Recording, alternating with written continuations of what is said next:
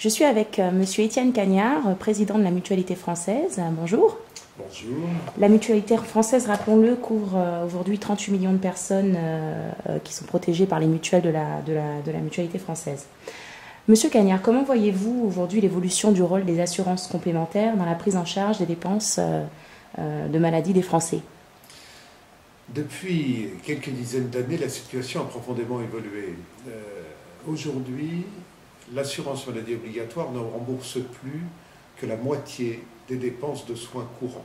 Cela signifie tout simplement que disposer d'une couverture complémentaire, d'une mutuelle, est indispensable pour accéder aux soins. On n'en a pas tiré toutes les conséquences. Aujourd'hui, si 94% des Français ont une complémentaire, il en reste encore un certain nombre qui n'y ont pas accès, pour lesquels les difficultés pour accéder aux soins sont extrêmement importantes. Parallèlement, l'intervention des complémentaires n'est pas assez organisée. Aujourd'hui, on voit bien que l'évolution du marché des complémentaires a conduit à une très grande segmentation de l'offre, ce qui signifie tout simplement qu'on offre des contrats qui répondent aux caractéristiques de groupes de plus en plus précis. Et cela signifie tout simplement que les complémentaires deviennent chers, souvent trop chers, difficiles d'accès pour les personnes les plus fragiles.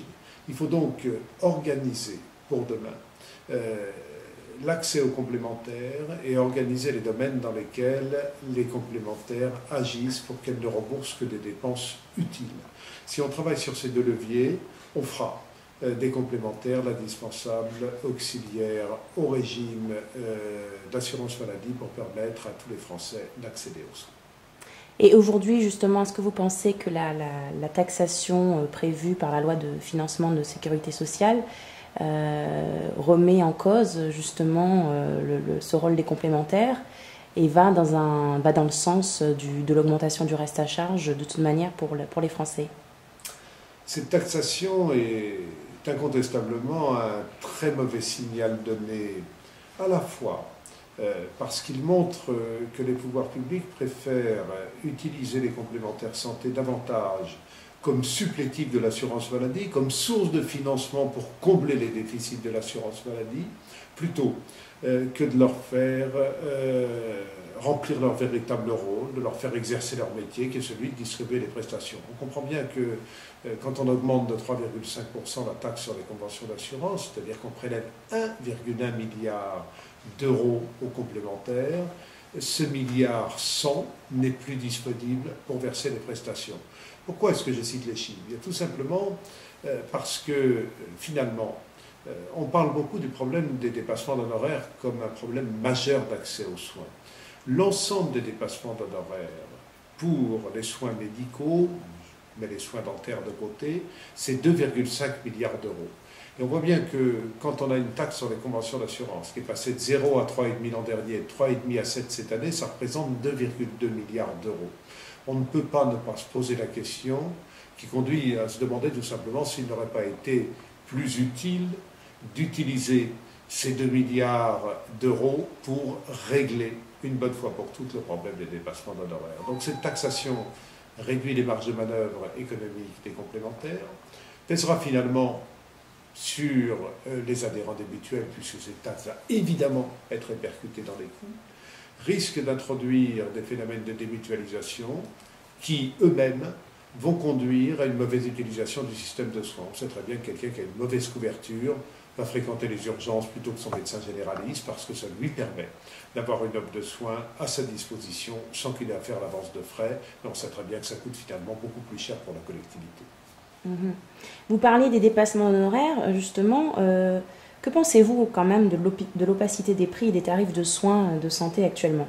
Est-ce qu'il faut aller vers plus de transparence pour le grand public? Il faut évidemment aller vers plus de transparence. Je pense qu'il y a deux enjeux qu'il faut rechercher en même temps.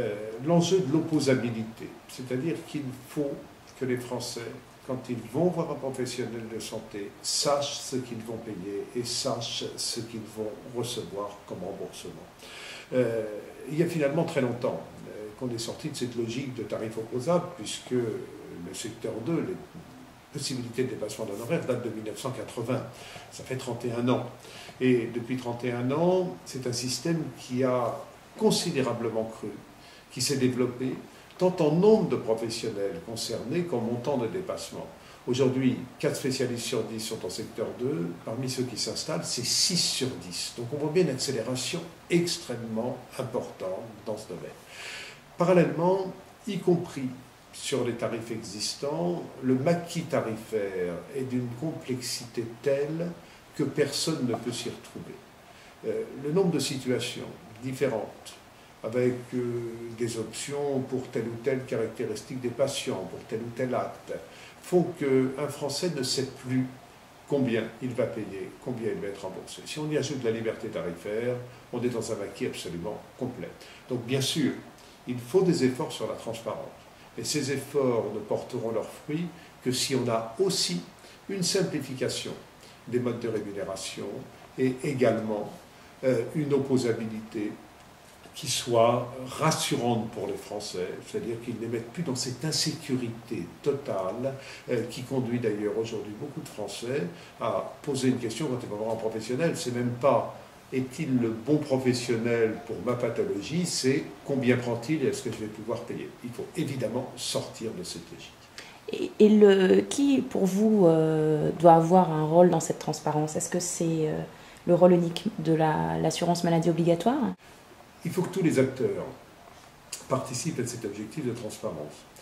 C'est évidemment le rôle de l'assurance maladie obligatoire, parce que l'assurance maladie obligatoire, d'abord, peut probablement agir sur la simplification de ce maquis tarifaire, et deuxièmement, dispose d'énormément d'informations pour permettre effectivement de connaître le niveau de dépassement d'honoraires, etc.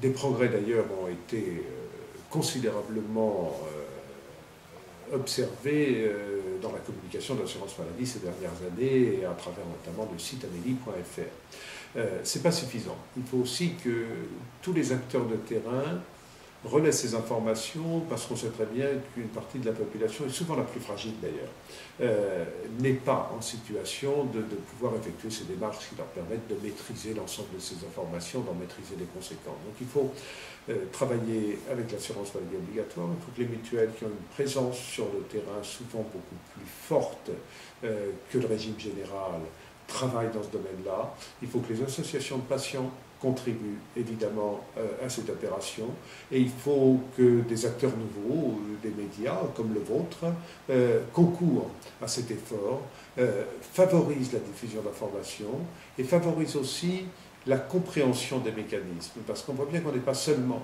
devant un problème de mise à disposition d'informations, mais aussi devant un problème de pédagogie face à un système extrêmement complexe.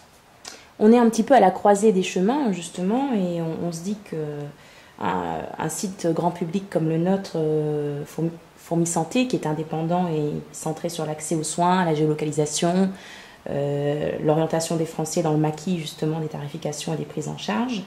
Quel rôle vous pensez vraiment qu'un site comme le nôtre peut-il jouer? Et est-ce qu'il peut aider les Français et les inciter à être plus responsables, à mieux comprendre le service rendu par les complémentaires santé, à comprendre aussi aujourd'hui qu'on est arrivé à un seuil de saturation aussi pour la prise en charge de l'assurance maladie, et qu'il y a des choses à faire et qu'il y a une responsabilité aussi de la part du grand public. Est-ce que vous pensez qu'un site comme le nôtre peut avoir un rôle à jouer là-dedans? Tous les acteurs du web ont un rôle considérable à jouer. Un site comme le vôtre peut évidemment, par son indépendance, par l'information qu'il peut apporter, conduire à modifier les comportements des Français dans leur utilisation du système de soins. Et c'est ça qui est important, autant que l'information que vous donnez. C'est-à-dire que l'information que vous donnez, c'est une information brute, c'est aussi un outil pour mieux utiliser le système de soins. Et ça, c'est essentiel. On voit bien qu'aujourd'hui, les sujets de santé font partie des principales préoccupations des internautes. C'est le premier sujet consulté par l'ensemble des Français. Ça veut dire qu'il y a une grosse demande, mais qui est une demande extrêmement multiforme. C'est une demande d'information brute, une demande qui conduit à se rassurer, qui n'est pas forcément opposée d'ailleurs à la relation avec les professionnels de santé, mais qui complète cette relation, qui permet de mieux la préparer. C'est une information sur l'orientation, c'est une information sur les prix. Donc on voit bien que les enjeux sont considérables, qu'il n'y aura pas d'outils uniques, mais qu'il y a besoin d'outils qui soient appropriés par le public. Et l'énorme intérêt d'Internet et des outils qui se multiplient aujourd'hui, c'est que leur succès se prouve en marchant. C'est leur fréquentation, c'est leur adéquation avec les besoins des patients qui fait qu'ils sont plus ou moins rapidement appropriés. Et pour ma part, je suis persuadé que le développement des outils Internet va beaucoup faire progresser le système de santé. Est-ce qu'à la Mutualité française, justement, c'est une stratégie que vous avez ou que vous aurez? La Mutualité française a développé depuis plusieurs années un service d'orientation et d'accompagnement des patients qui s'appelle PSM. Ce service a basculé sur le web depuis le début de l'année 2011 et évidemment à notre place, avec nos spécificités, avec la valeur ajoutée qui peut être celle de la mutualité, nous allons évidemment participer à la construction de ces outils à disposition du public. Je crois qu'il faut, dans ce domaine, avoir beaucoup d'humilité, c'est-à-dire qu'il ne suffit pas d'avoir une bonne information, une légitimité, il faut aussi savoir délivrer cette information dans la forme qu'attendent les internautes au moment où ils en ont besoin. C'est un enjeu extrêmement complexe et c'est pour ça que je suis persuadé qu'il y a dans ce domaine la place à la fois pour des grands acteurs institutionnels comme la mutualité et des acteurs beaucoup plus souples, beaucoup plus réactifs comme vous pouvez l'être. Eh bien, Messieurs Cagnard, je vous remercie pour votre temps et pour vos réponses aujourd'hui. Merci.